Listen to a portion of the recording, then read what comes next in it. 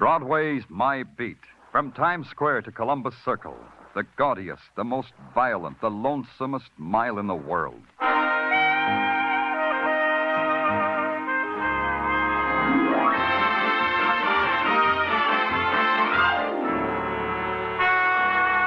Broadway's My Beat, with Larry Thor as Detective Danny Clover.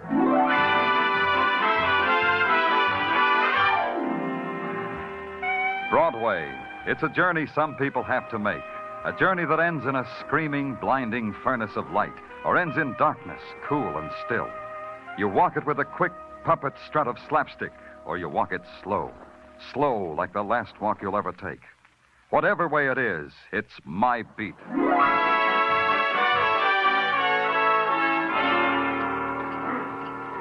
Broadway is full of people that are like pieces of a jigsaw puzzle. One of them, if you put them together right, will turn out to be Jed Stacy, scandal reporter for a rag that reports scandals.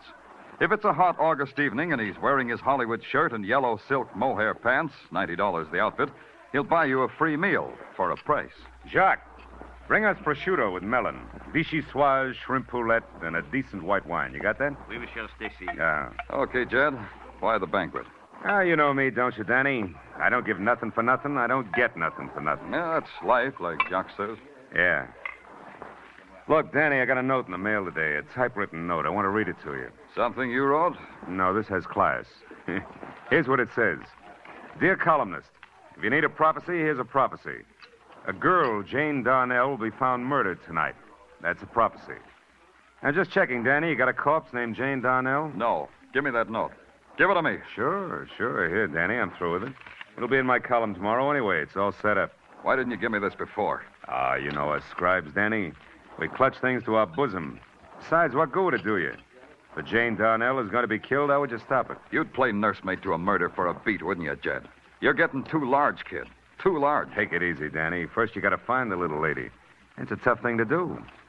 Even for a guy like you, it's a tough thing. There's a telephone call for you, Monsieur Stacy. No, thanks, Jack. Plug it in here, will you? Oui, monsieur. Excuse me, Danny. Yeah? Yeah, this is Stacy. Where? Okay. Yeah, you get a fin. Yeah, the same to you. Come on, Danny. We going someplace? Yeah, to the room of a Jane Darwell. She's asleep in it, Danny. Dead asleep. Just like I prophesy in tomorrow's column.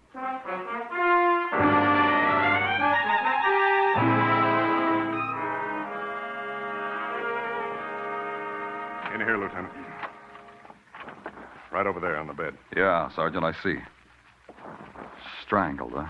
With a silk stocking. I'm not a guy who knows about a thing like this, Danny, but it looks like the murder weapon is a pretty inferior piece of merchandise. $1.98 will get you 3 pairs. Take your hands off that stocking, Jed. Huh? Oh, yeah, sure, Danny. Police methods. I should have known better. Okay, Sergeant, give me the rundown. Call from the landlady at 8:10 p.m. Yeah? Landlady's story as follows. She returned here at 5 after 8, and then she... Where'd she return from? Corner bar. She spent the afternoon there singing Ghost Riders in the Sky and nursing a 10-cent beer for 6 hours. They threw her out at 8 sharp. Yeah, we checked. Go on. Well, the landlady knocked at the door of Jane Darwell, the deceased. Upon receiving no answer, she walked in and found the deceased thus. I mean, like so. Okay. Where's the landlady now? I peeked across the hall when we came in, Danny. Yeah? There's a little old lady sitting in a rocker with a compress on a little wrinkled forehead and a little wrinkled nose on top of a big bottle. Landlady, huh? Yeah. Right in here, laddie. Come on, right in this room. Take your hands off of me. I've been walking a long time without your help. Who's this, officer? A man who says he lives here. A man who My says his name name's is... Mac Taylor. What's going on here? Okay, officer, that's all. What's your business here, Mr. Taylor? I live here. Now answer a question for me. What's this all about? Did you know Jane Darwell? Oh, my Shirley. She takes 2 hours every Saturday night in the bathroom. And she is the... Oh, that's her over on the bed there. What's the matter with her? She's dead. Murdered. Murdered? But who did it? Mr. Taylor, there's millions of people in New York. A little while ago, one of those millions of people came into this room and wrapped a silk stocking around Jane Darwell's neck. The person who did that was the person who murdered her. Do you know who it was, Mr. Taylor? Mr. Taylor didn't. She was just the other renter in the boarding house as far as he was concerned. She never even smiled at him, he said. Man, you'd have to be mighty strange to kill a girl for that, he assured me. I assured him he'd better stick around. And then I went home and had indigestion all night from the meal Jed Stacy ordered that I never ate. The next morning, I spent the first 2 hours mulling over what I had in the murder of Jane Darwell. It came to two things. All I had was a girl in the morgue and a typewritten note saying she'd be there. Or, as Sergeant Tartaglia put it... All we got, Danny, is a girl in the morgue and a typewritten note saying she'd be there. Tartaglia, would you mind repeating that? Oh, sure, Danny. I said all we got is a... Never mind.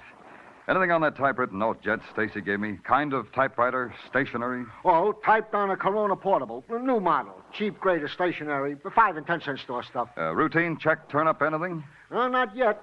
I can't find a thing on this Jane Darwell. No friends, no relatives, nothing, Danny. Well, looks like this will be a tough one for us to crack. It'll take time, Tartaglia, but it'll crack. Danny Clover speaking. What? Who is this? Tartaglia, trace this call. Yeah. Who is this speaking? I can't hear you. Speak louder, huh? Yeah, I got that. When? Who is this speaking? Hello? Hello? What? Oh, look, operator, I was talking to someone and we were cut off. I see. Well, thank you, operator. Tartaglia! Calm and efficient service, You traced Danny. the call? Oh, sure. Well, what? Traced it to a phone booth in Grand Central Station. Oh, fine. That call was important? Tartaglia, I was just speaking to a murderer. Yeah? Well, what did he have to say? A murderer? Yeah, a murderer who was disguising his voice. He had to say just this. He had to say he did quite a job on Jane Darwell, and tonight he was going to do a better one on a friend of hers. A friend named Mary Smith. Mary Smith? Hey, I know a Mary Smith. Which Mary Smith, Danny? Which Mary Smith?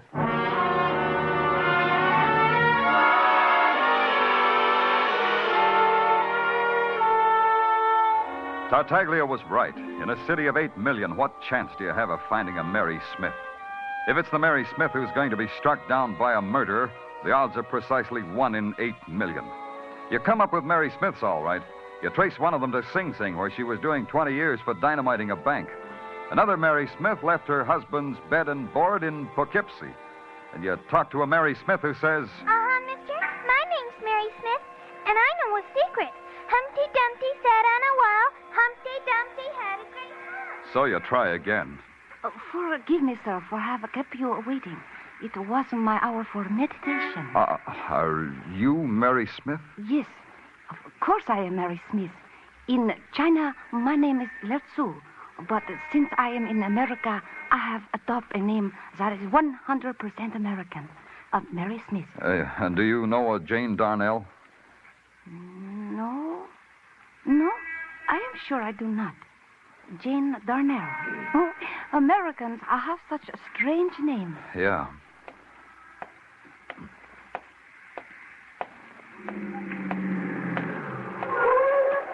Danny! Hey, Danny, hop in. I want to take you someplace where maybe you ought to be. Move your hearse out of the way, Jed. I might scrape the polish with my shabby squad car. Oh, now, Danny, you don't like me anymore. That hurts. I like you. Now, will you move your car? They told me at headquarters you'd be here. Now, look, if you checked with me, I could have saved you wear and tear, Danny. I'll make a note. Always check with Jed Stacy. He'll save you wear and tear. Or maybe I can buy it tomorrow for a nickel. You're fighting me, boy. You're fighting me. Get out of my way. You got nothing to say to me. Nothing I want to hear. You'll want to hear this, Danny. The Mary Smith you're looking for, I know where she is. Where? Well, if we're still friends, I'll tell you where. Cut it down to a number in a street. 10 West 16, Danny. A sordid walk-up, a scabrous How do dwelling. you know so much, paper boy? Anonymous phone call, Danny. Anonymous voice. Voice gives me address and particulars. Particulars? Anonymous girl named Mary Smith. Now we're friends again, huh, Danny? Huh?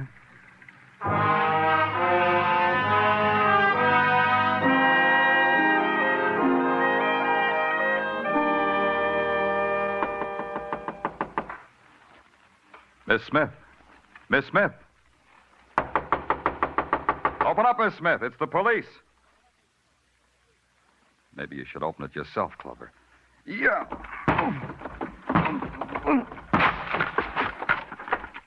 Miss Smith. The girl named Mary Smith was home. She wasn't anonymous anymore. The scrawl of blood on her clean cotton dress gave her an identity. And the ice pick thrust deep into her throat was like an ugly pin that held her in one place in one time. And death hadn't yet washed away the torture and the strain and the horror that was frozen in the carved lines of her body. The draft from the door I had crashed open moved her hair in gentle whirls away from her face. Then I saw her hand holding something tight, like a claw. It held onto it tight. It was a typewritten note. It said, "What girl next, police? What girl next? I give you a riddle. There were two that will be three. Who will it be? Who will it be?"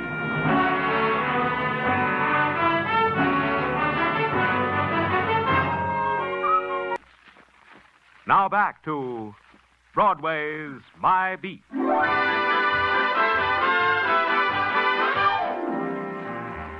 Broadway all depends on the mood you're in. You can be part of the mob and perform for the sightseers, or you can write notes about murdering women and go about your business of murdering. In the latter case, Broadway dangles from strings. Broadway performs for a madman. It puts on a mask of horror and talks in whispers. Two people had died violently, and the clues I had for their dying were about as valuable as a pinch of dust. Correction, I had a thing of value. Another note. What girl next, the note said. It would be valuable if I knew what girl next. The only ray of sunshine at headquarters next morning was a police sergeant named Tartaglia, who did all sorts of remarkable things with details and file cards and pencil sharpeners. Morning, Danny. Good morning, good morning, good morning. Yeah, what have we got, Tartaglia? Well, I checked Jed Stacy, like you said. Hmm? Yeah, he's got a pretty good alibi. He was with you at the approximate time of both murders. Only approximate. How long does it take to kill a person? Hey, what did you find on that border, Mac Taylor? Oh, he's got an answer for every question we ask him. Right now, we're still checking the answers. So far, Mac Taylor's been telling the truth. Okay. What's in that envelope? Oh, in this envelope, Danny, intelligence from the FBI. With Los Angeles still operating, it's a wonder they had the time. Let's see it. Yeah, sure. Here. You know, on account of we didn't have any data on Jane Darwell and Mary Smith, I wired their prints down to Washington like I... Well, like you should have. Yeah. This data you're holding was wired back. Hey, those boys in Washington sure work... Hey, look at this, Tartaglia. Huh? A link. A link between Jane Darwell and Mary Smith. Washington had their prints because they worked in a war plant. That tells you something, Danny? Maybe. Maybe a lot. They both worked for the same outfit, the Westfall Tool Company, a manufacturing firm across the river in Jersey. Get my hip boots, Tartaglia. I'm going to take a boat ride.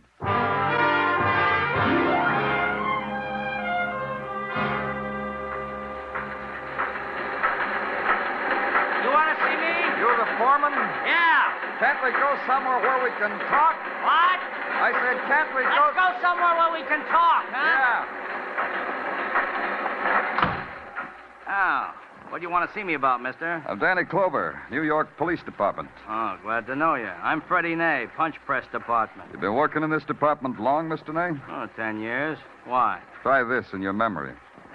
Jane Darwell and Mary Smith. What does that do to you? Jane Darwell, Mary Smith, Oh, yeah, it does something to me, all right. Yeah, they worked here side by side in my department, right through the war and after we converted automobile parts. And what else? Well, they quit about a year ago, within a week of each other. Within a week of each other, huh? How would that figure, Mr. Ney? Well, they were chummy. Jane Darwell and Mary Smith were in a carpool with another girl. All three of them rode to work in Jane's car. This other girl, who was she?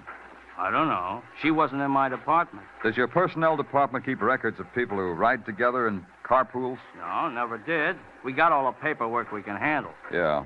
Where's the phone? Right over there. Thanks. Can I get an outside line on this? Sure. I guess that's about all I can tell you about those two, Mr. Clover. Well, maybe it was enough. Hello? Motor vehicles? Give me registration. Anything else, Mr. Clover? No, that'll be all. Registration? This is Danny Clover. Want the make and the model of a car owned by Jane Darwell. Yeah, motor number 2. You sure there's nothing else, Mr. Clover? I enjoy aiding and abetting the police. I said that's all. You can go now. Yeah? Yeah? DeSoto sedan, 1947. Motor number 137596. Yeah, I got it. Thanks. Get the operator to connect me with Sergeant Tartaglia at headquarters. Hurry. Tartaglia, Danny Clover, a detail, Tartaglia. A rush job. Fast enough maybe to save a girl's life. Now get this. A DeSoto sedan, 1947. Motor number 137596. Registered in the name of Jane Darwell. Find it, Tartaglia. Find it fast. Now all there was to wait. Wait while the life of a girl ticked away. A nameless girl in a nameless place. And the girl without the name watched as you waited, her face veiled in the gauze of terror, and her eyes piercing the veil with hatred because all you could do was wait. There were two that will be free, the note said. And 3 is a number that can add up to death. And a motor has a number that can add up to... And then suddenly the waiting was over. They'd traced the number. Traced it to a littered, junk-strewn yard presided over by a frightened little man wearing a beret. I do not know why suddenly I am a matter for the police. I have done everything as it was told me to. Oh, well, don't worry about it, Mr. Stern, David Stern. Yeah. They tell me here in America that there's dignity in dealing with junk, so I deal in it. But with the police, dignity becomes sour. It'll sweeten up, Mr. Stern. Give us a chance. Oh, I did not mean that. I mean, what I mean is not insult, only an analysis, a philosophical diagnosis. It's too deep for me, Mr. Stern. Some other time. Where's the car? You mean the one that the policeman in the uniform checked its number and its internal anatomy? I mean the one... Yeah, that's the one I mean. Internal anatomy? It's right here to your left, you see? That heap of junk? The police are interested perhaps in buying some used parts. The hubcaps are still nice, and the carburetor... When was this brought in, Mr. Stern? Oh, just about a year ago. I remember, because, you see, I remember the personality of machines. Now, this one is the victim of complete nervous shock. It looks like it was in a wreck, a bad wreck. Exactly. That's what brought on this psychosis.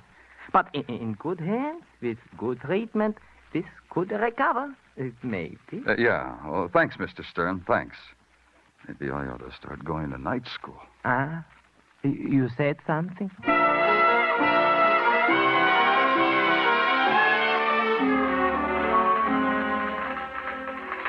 Danny, Hi. Welcome to Police Transcript and Record. Your presence is like a shaft of light in a warehouse of darkness. Coslow, will you do something for me and not have it come out an epic? This will take much doing. What's your pleasure, Danny? Open a window. How do you guys breathe in here? Sergeant Downs? Yeah, Coslow. Open a window. Danny can't breathe. Ah, that was thrilling how you did that, Sergeant Downs. You may now go back to your typewriter. Anything else, Danny? I could fan you with this fan, courtesy Huxley's mortuary. Oh, thanks. A little closer, Coslow. Fine. Now get me everything you've got on an automobile accident. This car, about a year ago. Sergeant Downs? You get it, Coslow. I'll hold the fan. Your command is like a caress, Danny. Never mind, Downs. I shall get it. Oh, by the way, Danny, there's a gentleman sitting over there, been waiting for you. Gentleman by the name of Jed Stacy. Shall I present you? Get the dope on the accident now, as in right now. Yes, sir, Lieutenant, sir. What do you want, Jed? Oh, it's not what I want, Danny. It's what my syndicate wants. You know, columnists, no life of their own. That why you're always around when people die, so you can gloat? I didn't hear you say that, Danny. I'll make like I didn't hear it. Now, Danny, my syndicate is curious whether you found out who the number 3 girl's going to be. I bleed for you and your syndicate. You told me about the other 2, Jed. How come you don't have a private line on this one? Danny, I got it. All by myself. Brief it for me, Coslow. Just the words, without the hand. How well? Accident involving this car, May 10th, 1948. Crashed into by Mrs. Mildred Quimby. Mrs. Quimby was killed. Who was in the DeSoto when it happened? 3 girls, Jane Darwell, Mary Smith, and Sally Webb. You got an address on this Sally Webb? Most assuredly. 417th West 55th. We also got pictures of the whole mess. You may have them if you want them, Danny, without signing. Take back your fan, Coslow. You earned it. Sally Webb, eh? That's the girl my syndicate wants. Do they now? Print this, Jed. Print it, and I'll tear you apart. So long, Jed.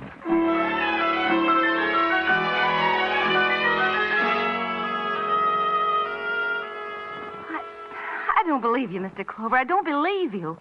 Why should anyone want to murder me? We're dealing with a madman, Miss Webb. A madman who makes his own reasons. But me, why me? I never hurt anyone or anything in my life. Maybe Jane Darnell and Mary Smith were like that, but they were killed. I hardly knew them. I just rode with them to work. We had nothing in common outside of that. You had this in common, Miss Webb. You were in an accident in which a woman was killed. So she was killed. Can she rise from the dead to murder me for that? Someone who loved her very much might want to kill you because he holds all of you responsible for her death. Well, then why don't you catch him, put him in a cage, rip him into shreds, and, well, do something. Something. Miss Webb, that picture on your bureau, who is it? My boyfriend. Why? How long have you known him? Oh, a few months. You expecting someone? No. Let him in. Let them in, Sally. Hi, Sally. I found this envelope addressed to you in your mailbox. I brought it up. Is it all right? Give it to me, little girl. Huh? Oh, give it to him, Mary, and you better go now. All right, Sally. Sorry I haven't time to be polite, Sally. Mind if I see what's in the envelope? Thanks. Here. Read it, Sally. And the third is Sally Webb. At 8 o'clock tonight, it's Sally Webb. Spin, Sally, spin till 8 o'clock. Then it's done. The same cheap paper, the same type, the same pattern. Now do you believe it, Sally? Oh, yes. Yes, help me, Mr. Clover. Please help me. If you'll help me. How? Just tell me how. Sally, I want you to spend the rest of the day as you would spend any other day. One of our men will be with you all the time. You'll never see him. You're not to look for him. But I want you back here before 8 o'clock, understand? Before 8 o'clock. Oh, I'm frightened, Mr. Clover. I'm frightened. It's the only way, Sally. You wanted him in a cage? That's where you'll be, just like you said. In a cage. So the trap was set.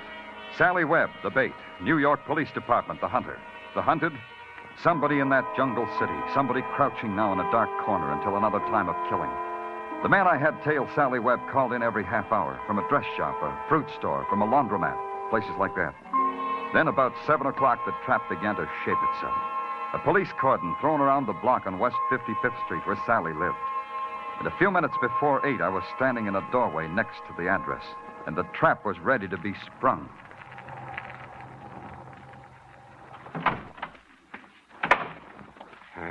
That about does it, Lieutenant. How about north and south of 55th Street? They covered? Yes, sir. No one gets through on 8th or 9th. Except the girl. Except the girl, Sergeant, and whoever might be following her.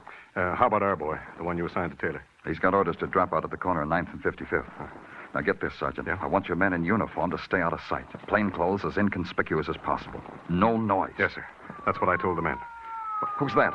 What chowderhead was stupid enough to use his siren? That's probably Patrolman Florio, sir. He's siren happy. Oh, I hope he's going to be happy pounding the cement in Flushing.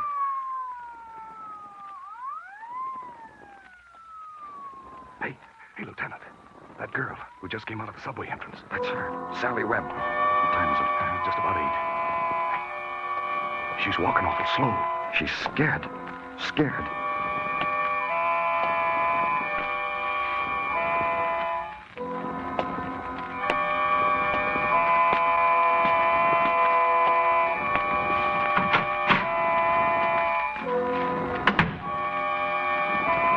She's inside. See? The lights just went on. Let's go, Sergeant. Miss Webb, it's Danny Clover. Oh, it's Danny Clover. Lieutenant. Yeah, she's dead. She's dead, Sergeant. Close your eyes and try real hard to believe it. She's dead. But I don't understand. How could the coroner will call it a long, sharp weapon. The coroner's jury can blame me for it. What are you talking about, Lieutenant? The subway. The one place I forgot about. The one place where she'd be with 1,000 people and still be alone. She was stabbed on the subway. She had just enough strength to get inside her door. What are you doing, Sergeant? Oh, well, this stuff must have spilled out of her purse when she keeled over. Just junk, though. Lipstick, cigarettes. What's that? The piece of paper you're holding? Nothing, I guess. Just a piece of paper. Oh, wait. Something's typed on it. Huh? Read it. Now is the time for all good men to come to the aid of his country. I love you, I love you, I love you. Let's see that. The letterhead says Ridley's Department Store. Furnishings for your every need. Get me a squad car, Sergeant. I got a feeling Ridley's is going to furnish my every need.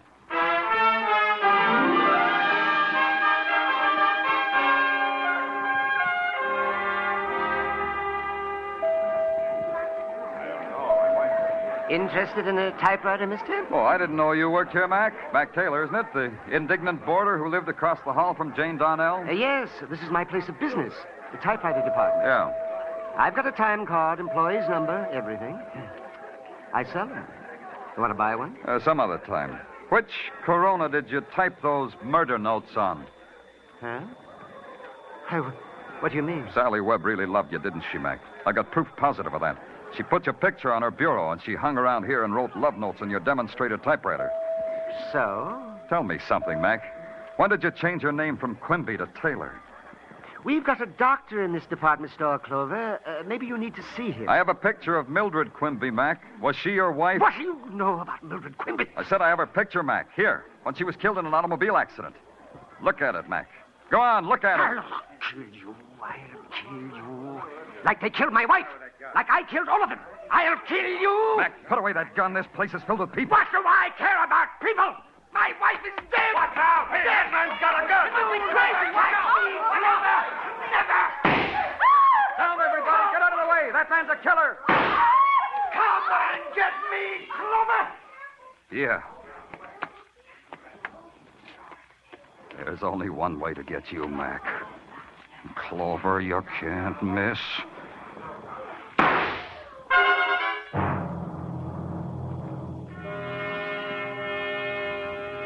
A madman lying in the blood of his death isn't much different from any man who dies in violence. There was a kind of furious serenity on the face of Mac Taylor, or Quimby, as though all at the same time he rejected and embraced the peace that a tearing bullet had offered his brain. They took him away. Then someone swirled a mop over the blood-stained tile of the floor. And that was the requiem for a madman.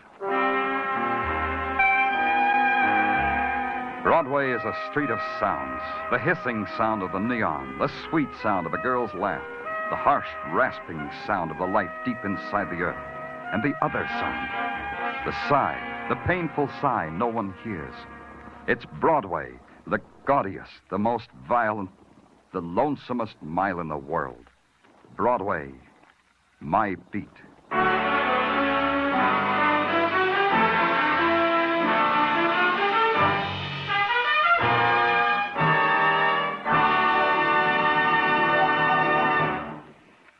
Broadway's My Beat, with Larry Thor as Detective Danny Clover, is produced and directed by Gordon T. Hughes, with script by Morton Fine and David Friedkin. Musical direction is by Lud Gluskin. Be sure to join us next week, same time, same station, for Broadway's My Beat.